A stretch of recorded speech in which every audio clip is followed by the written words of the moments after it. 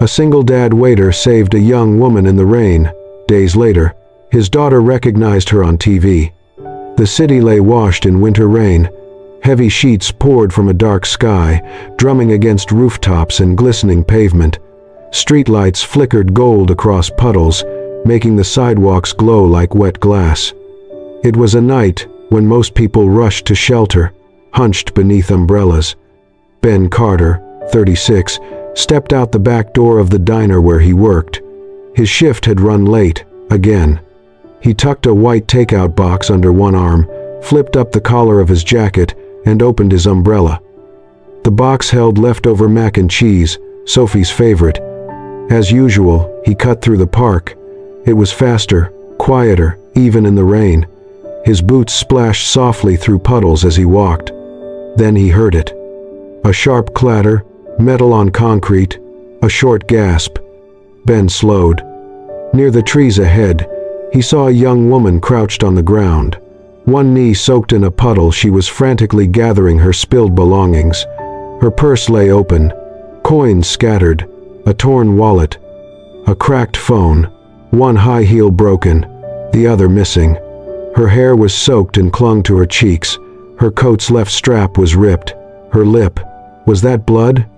She wasn't crying, wasn't calling out, just trembling, struggling to zip her purse with shaking hands. Ben's gut clenched. She had been mugged.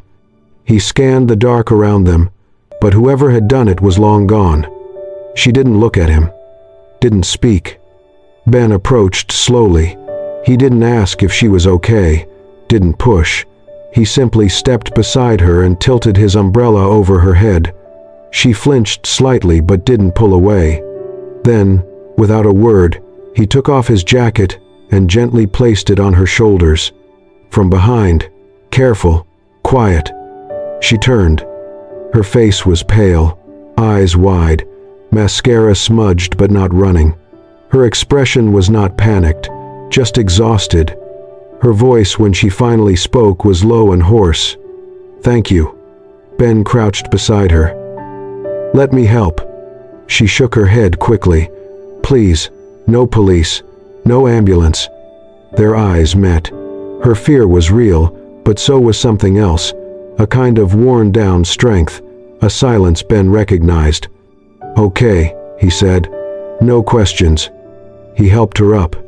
She leaned into his arm, just briefly, then straightened.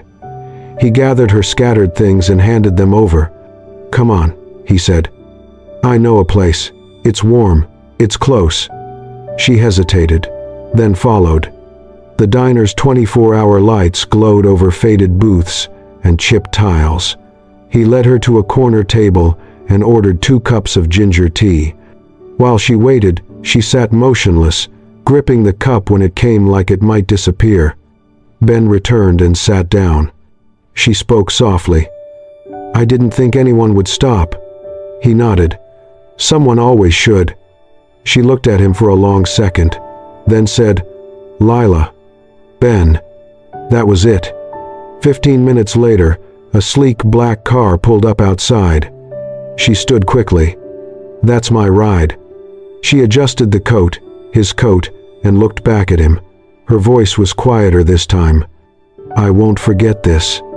A beat passed. "Thank you for treating me like a human being." Then she left. Ben remained standing at the window. His coat was still warm. He didn't know her story, didn't know what she'd run from, but something about her eyes stayed with him, eyes that looked like the storm had lived inside them far longer than tonight. That night, when he got home, Sophie was asleep at the table, curled around her spelling book. Ben covered her with a blanket, set the food on the counter, and stood in the kitchen a long time, still thinking of Lila. The next morning, sunlight broke through gray clouds. The TV played softly during breakfast. Sophie, mid-spoonful, suddenly pointed. "Daddy, that's the nice lady, the one who helps people. I want to be like her." Ben turned toward the screen. There she was, Lila Monroe, founder of Voices Reclaimed, speaking gently in an interview about advocacy, hope, and healing. Her voice calm, her presence steady. It was her. Sophie hadn't seen her face last night, but somehow, she knew. Ben smiled faintly. "Yes," he said, "she's very special." And for the first time in a long while, something shifted inside him. Something small, quiet, but real.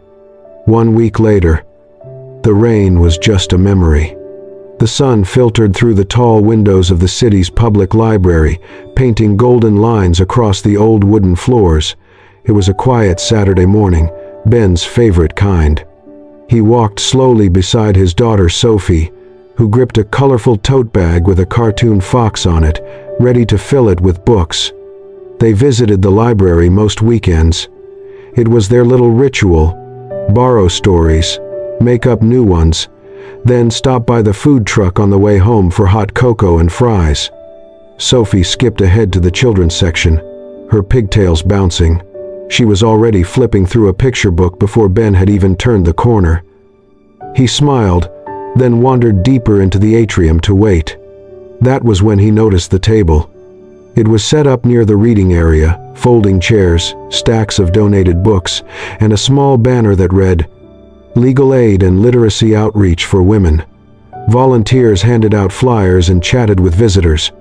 And standing among them, with quiet confidence, was Lila. She was speaking to an older woman clutching a large print mystery novel, nodding kindly as she explained something about tenant rights. Her voice was soft but assured. She looked entirely at home here. Ben froze. She had not seen him. For a moment, he considered turning away. The library was large. He could pretend he hadn't noticed. But something in him held him there. Then, a familiar voice broke the moment. "That's her. Daddy, that's the lady from the TV."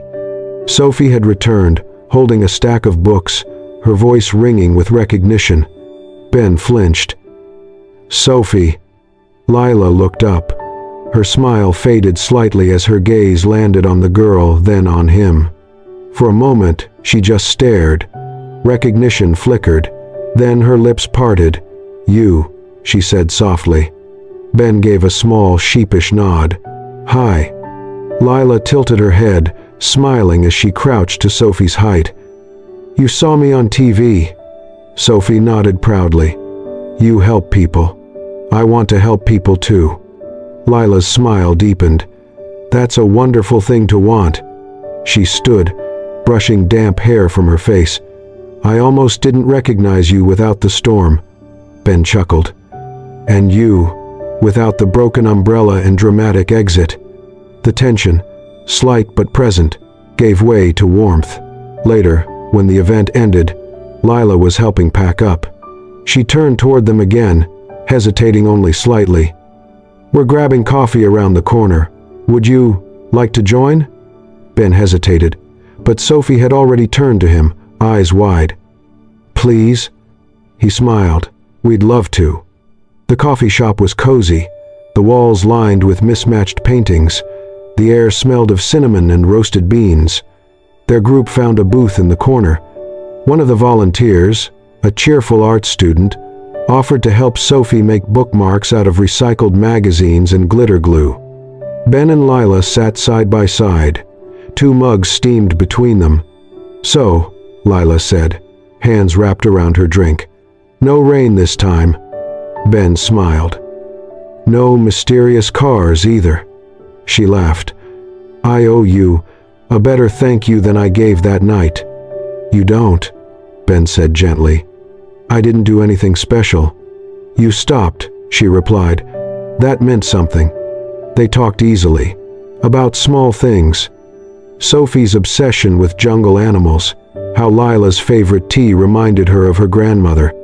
No one brought up that night. No one asked why she had been alone in the rain.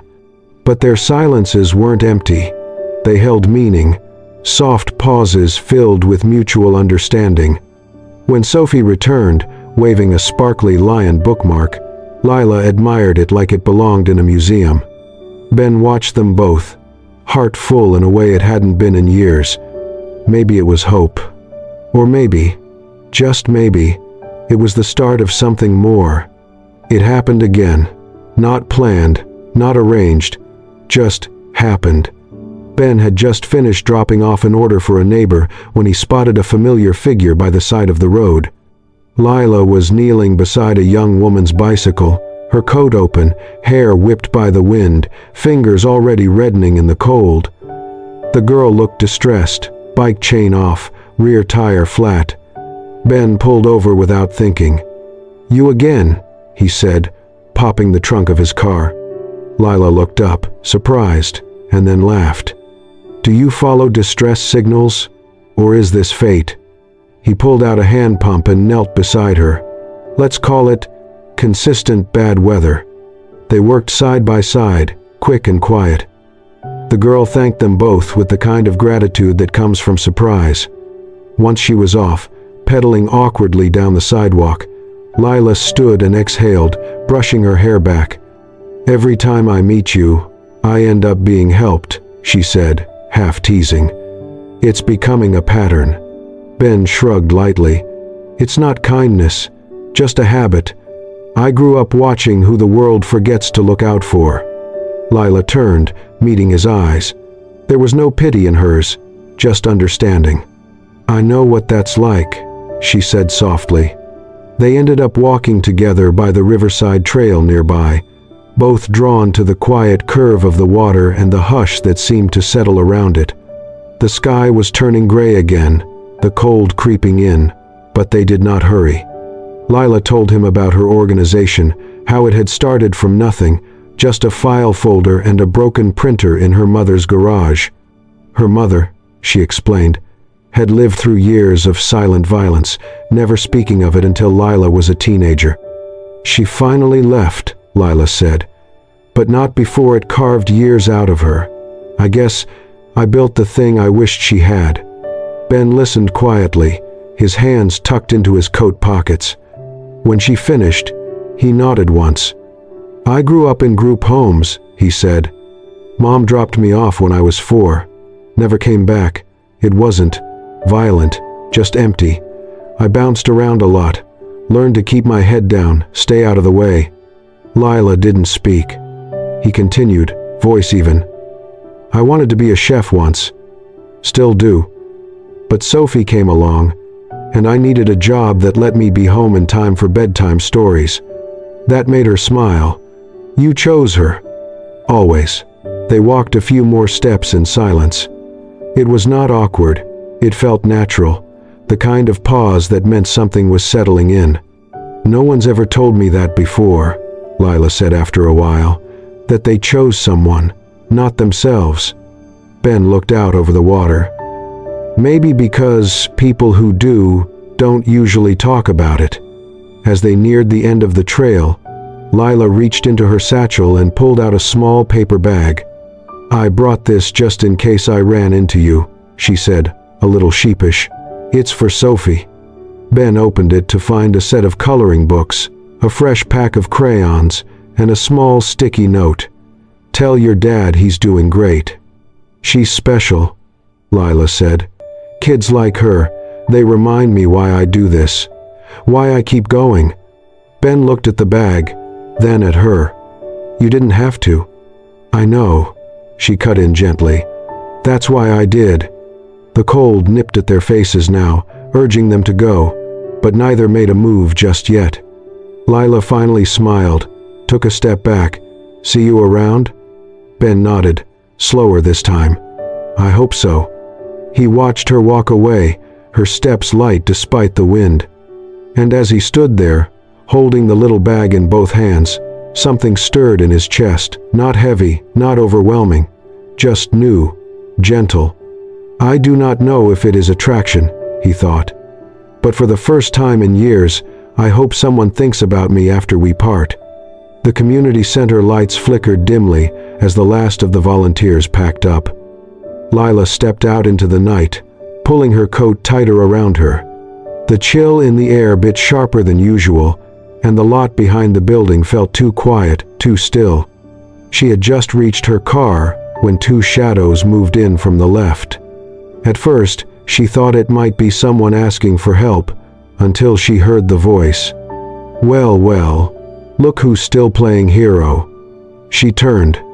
Two men stood in the shadows, faces half lit by the distant street lamp. Both were stocky, in their late 40s, with the kind of built-up anger that had nowhere left to hide. Lila's pulse spiked. "I don't know what you think you're doing," one of them said, voice low and full of threat, "but you need to stop sticking your nose where it doesn't belong." The other stepped forward, jaw clenched. "You broke up my family. My kids don't even talk to me." "I didn't break anything," Lila said, her voice calm despite the fear twisting in her stomach. "I helped women find a safe way out." "Safe?" the first man barked. "You think you're saving people?" The second man took another step toward her. "Maybe it's time someone made you shut up. For good." Lila's breath caught. Her fingers reached into her pocket, searching for her phone, but it was too late. He was too close. And then, "Step away from her, now." The voice was steady, cold, unmistakable. All three of them turned. Ben stood at the edge of the parking lot, his tall frame backlit by the glow of a nearby street lamp. His coat was half-buttoned, breath visible in the cold night. He took a step forward. The men stiffened. "Who the hell are you?" one of them snapped. "Her boyfriend?" Ben said nothing. He did not need to. He moved between them and Lila in one quiet, deliberate motion. His presence alone seemed to shift the air. He did not raise his fists, he did not shout. But his eyes did not flinch. The man closest to Lila scoffed, spat to the side. Typical, playing night for some woman who ruins lives. Ben looked straight at him. "She helps people escape abuse," he said, voice firm. "That's not ruining lives, that's saving them." The man sneered. "Women like her deserve what they get." Ben's jaw tightened. His voice dropped a note colder. "She deserves respect, and no one, has the right to touch her, threaten her, or speak to her the way you just did." For a moment, no one moved. The silence pressed down like a weight. And then, maybe sensing they were no longer in control, the two men cursed under their breath and turned away. "Not worth it," one of them muttered. "Let's go." They disappeared into the shadows.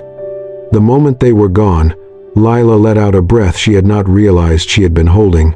Her shoulders trembled, her throat felt tight. Ben turned to her. "Are you okay?" She opened her mouth, but no words came, only tears. She shook her head once, trying to hold it in, but it was too much. The fear, the relief, the fact that someone had stood up for her without her needing to ask. I'm fine," she whispered. Ben didn't hug her, didn't pull her close. Instead, he simply opened his umbrella, stepped beside her, and held it over them both, just as he had done the first night they met. No grand gestures, just presence. "I know you're strong," he said quietly, "but even strong people need someone to stand beside them." Lila closed her eyes, a tear slipping down her cheek. She nodded, wiping it away. And under the umbrella, in the cold silence of the parking lot, she let herself lean, just a little, into the space Ben made for her.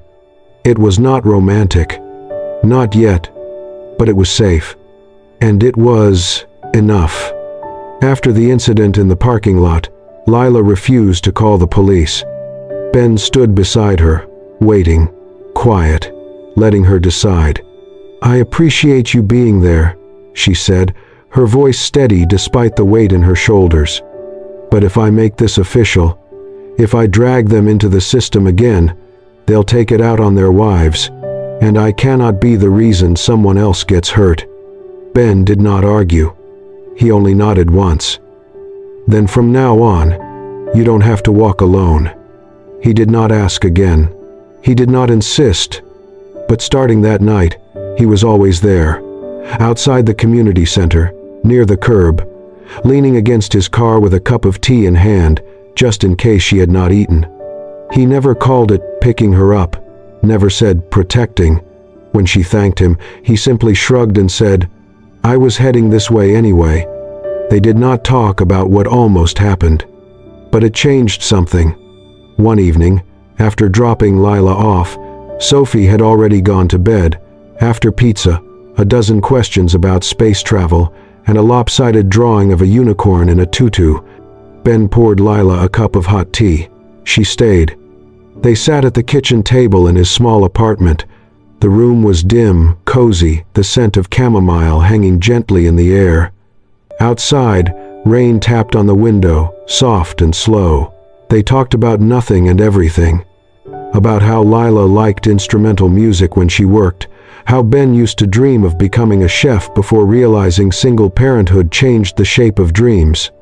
About favorite childhood snacks, losing shoes in the grocery store, and the small panic of hearing your name called over a loudspeaker as a child. It was easy. It was still. Lila got up to put her cup in the sink, and her eyes caught a photo on the fridge, a small, slightly faded snapshot held in place by a chipped magnet shaped like a dinosaur. It was Ben, younger, maybe 25. Hair messier, eyes tired but full. He was holding a newborn wrapped in a pale pink blanket, his hospital visitor's tag barely visible. His smile was crooked and stunned, like he had just realized his entire life had changed in a second. "She was only 6 pounds, he said behind her, voice quiet. "I was terrified." Lila turned. He was not looking at the photo, just holding his mug, watching the steam rise. "She's from a short relationship," he added. "The mom, she left a few hours after Sophie was born. No hard feelings. She just knew she wasn't ready. I didn't think I was either, but someone had to be." Lila walked back to the table, sat down. She did not ask questions. She did not press. She only looked at him, and for the first time, something softened in her gaze, not just admiration, but something closer to understanding. Still, she said nothing about herself, about her past, about why she knew what fear looked like in a woman's eyes, or why she carried emergency cash in her shoe. Not yet. It was late when she finally stood, ready to leave. Ben walked her to the door, keys already in hand. Outside, the night was quiet, just the gentle hush of street light and drizzle. Before stepping through the doorway, Lila paused. "You're always helping," Ben said suddenly. "You're always the one people turn to. But who helps you when you're the one running on empty?" She did not answer right away. Her smile came slowly, but her eyes shimmered slightly, glistening in the hallway light. "I've learned how not to run empty," she said softly. Ben nodded, unsure what to say. He opened the door for her. She turned once more before stepping out, meeting his eyes fully. "You know," she said, voice a touch hushed, "not many people make me feel safe when they're quiet." She smiled, and then she was gone. Ben stood at the door for a long moment after. He knew what it was like to carry weight alone, and now he wondered what it might be like to share even a little of it with someone who understood without needing to ask. One quiet evening, while drawing at the kitchen table, Sophie looked up at Ben with a question that made him pause mid-step. "Daddy, does Miss Lila have a family?" Ben stopped, towel in hand. "Why do you ask, honey?" Sophie shrugged, hesitant. "I just think, even when she smiles, her eyes look like they're remembering something sad." Ben stood still for a moment, glancing toward the window. Rain tapped lightly against the glass. Sophie's words echoed in the room, too perceptive for a child, too true to ignore. He had felt it too. That quiet inside Lila. Not peace, but weight. Later that week, during setup for a community event, one of the older volunteers, Maria, approached Ben with a folded newspaper clipping. "I thought you might have known," she said softly. "Most of us do, but we let her lead the way." Ben unfolded it. The headline read, "Survivor turns advocate. Lila Monroe breaks silence after 6-month ordeal." The article, dated several years ago, told how Lila had vanished for months, kidnapped and held by her then fiancé in a remote cabin. A man with wealth, charm, no prior record. When she escaped, she disappeared from public life, until she re-emerged to start the very organization she now ran. Ben's throat tightened. She had never told him. That night, he sat with Sophie until she fell asleep. He stared at Lila's name on his phone screen for a long time, but he did not call. The next day, at a self-defense class Lila helped teach, he waited for a quiet moment. No fanfare, no confrontation. While she handed out foam pads, he approached, voice low. "I read something." Lila turned, her hands freezing mid-motion. "I'm not mad," Ben said gently. "I just hate that you've carried that alone." For a second, she did not move. Then her shoulders trembled. She turned away, pressing her hands to her eyes, but the tears came anyway. "It's not the secret," she whispered. "It's the way people look at me after." Ben kept his distance, but his voice was close. "I'm not looking at you any differently." Her gaze met his, raw and unsure. "You might think I'm broken." "No," he said. "I think you're strong. Stronger than anyone should have to be by themselves." She looked down, trying to breathe. But those words, simple, quiet, landed somewhere deep. Not because of their meaning, but because they came from someone who had never asked her to explain. Someone who stayed. Later, as the class ended and the women filtered out, Lila walked with Ben toward the exit.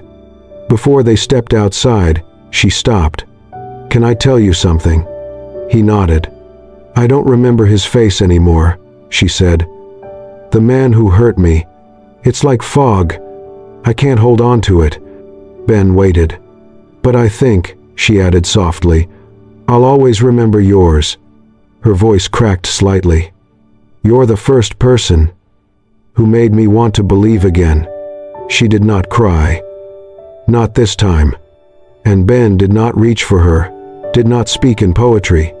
He just stood beside her, quiet, still, the kind of silence that heals, the kind that stays. Sunday morning came quiet and gray. Rain tapped softly against the windows of the community center, matching the gentle hum of anticipation that usually filled the room before a workshop began. But this time, something was missing. Lila did not show up. At first, Ben thought she might be running late. He checked his phone, no message. He texted her anyway. "Everything okay? Want me to bring coffee?" But the message stayed unread. He called her once, no answer. By noon, the staff began rearranging the session without her. A young volunteer mentioned casually, "She told us on Friday she needed a break. Just said it might be for a few weeks." No reason given. Ben said nothing. He left early that day. That evening, after putting Sophie to bed, he walked to Lila's apartment. The building was quiet. Her lights were off. Her mailbox was stuffed full, flyers, letters, a small envelope poking out at the edge. But it was the small object on the doorstep that made him pause. A folded black umbrella. His. The same one he had given her the night they met. It was resting neatly beside the doorframe, and tucked carefully under the handle, held in place by a thin rubber band, was a note. A single line in familiar, delicate handwriting. "Thank you for letting me be myself. Sometimes, to heal, we have to walk away, but I carry this with me." Ben read it 3 times before folding it into his palm. He stood outside her door for several minutes, listening to the stillness, as if silence might offer more clues. There were none. When he returned home, the apartment felt heavier than usual. Sophie was still asleep, sprawled across the couch with a book slipping from her hand. Ben watched her for a moment, then sat down beside her with a sigh. He was trying to be quiet, trying to stay steady. But Sophie stirred, blinked up at him, and frowned slightly. "Where's Miss Lila?" Ben hesitated.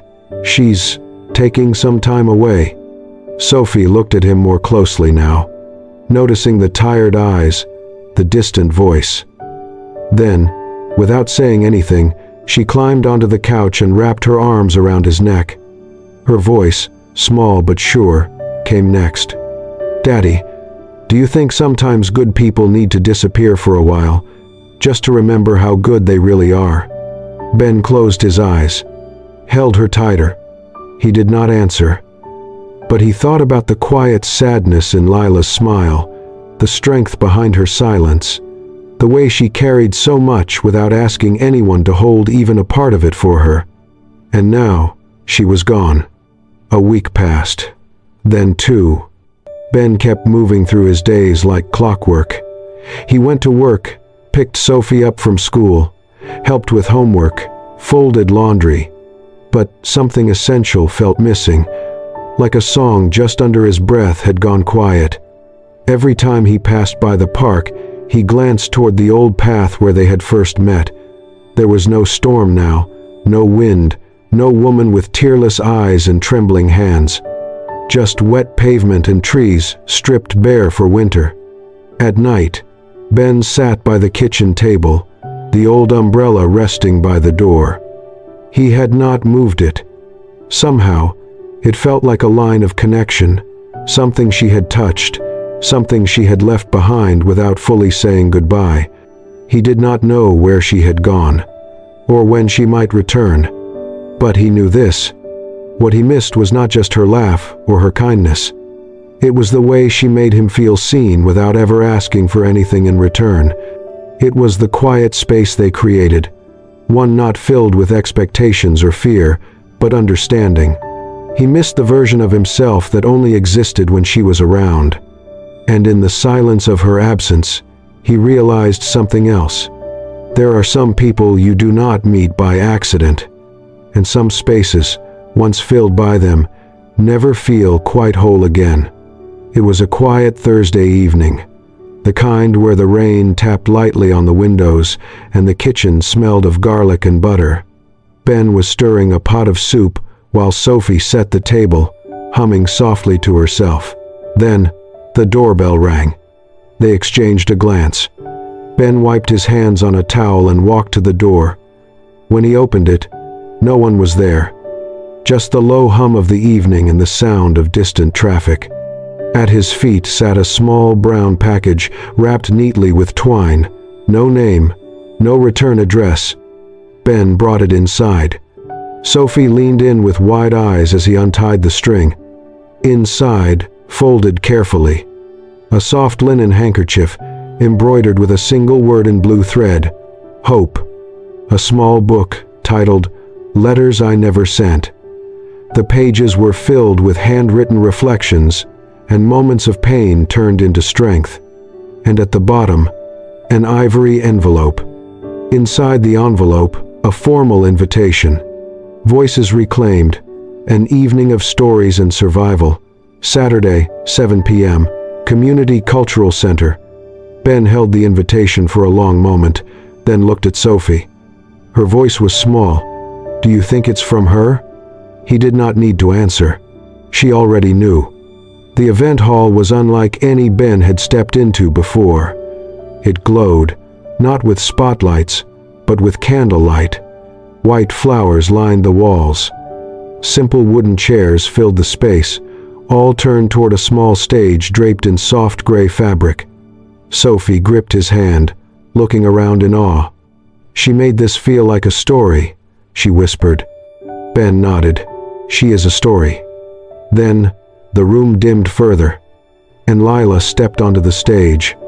She wore a deep blue dress, plain, elegant, no jewelry. Her hair was pulled back loosely. She was not hidden by makeup or shielded by a podium. She simply stood there, in the quiet, and let the light rest gently on her. The room hushed completely. When she spoke, her voice was clear, but not loud, not forced. "I used to think survival was about silence," she said. "About staying small enough not to be seen, not to be heard again." She paused, eyes scanning the crowd. "But healing, it is not loud either. Healing is in the soft things, the quiet people, the hands that never close, even when they are shaking." She looked down for a moment, then smiled. Not for effect, not for the audience, but for herself. "There was a night," she continued, "in the rain. I was not okay, but someone stopped, not to ask questions, not to demand explanations, just to give me tea, to offer quiet, to offer dignity." Her voice trembled, just slightly, and from the way he looked at me, I knew I was still a person, even after everything. Ben's eyes did not leave her. At the end of her speech, the room rose in applause, but her eyes searched only one part of the room. They found him. Sophie stood first, tugging Ben's hand. He rose slowly. Their eyes met across the room. No one said a word, but everything was spoken in that silence. Lila smiled, not the cautious, practiced smile he had once seen, but one that came from breath, from life, from a place finally warm. Later, they walked through the city. Rain had begun again, gentle, silver, barely more than mist. Sophie danced ahead, leaping between puddles with the freedom only children carry. Ben and Lila walked side by side. No umbrella this time. Just soft rain on their coats and the sound of their footsteps echoing through the street. "This rain," Ben said quietly, "is where we met." Lila looked up at the sky, eyes calm. "And this rain," she replied, "is where I no longer feel the need to hide." He reached for her hand. This time, she did not pull away. They stopped in front of the old diner. Warm light glowed from inside, just like it had that night. Lila looked at the window, then at Ben. "You hungry?" He smiled. "Always." They stepped inside, into the familiar, into the imperfect warmth. No longer strangers, no longer just survivors, but people who had broken and now sat side by side, not fixed but full, together. If this story moved you even just a little, we hope you'll carry its message with you, that healing comes in quiet moments, and sometimes, strangers become the people who help us find our way back to ourselves. If you want more stories like this, full of heart, hope, and humanity, don't forget to subscribe to Soul Stirring Stories. And if you believe in the power of kindness, hit that hype button to support the channel. Every click helps us keep telling the stories that remind us, even in the rain, light finds a way.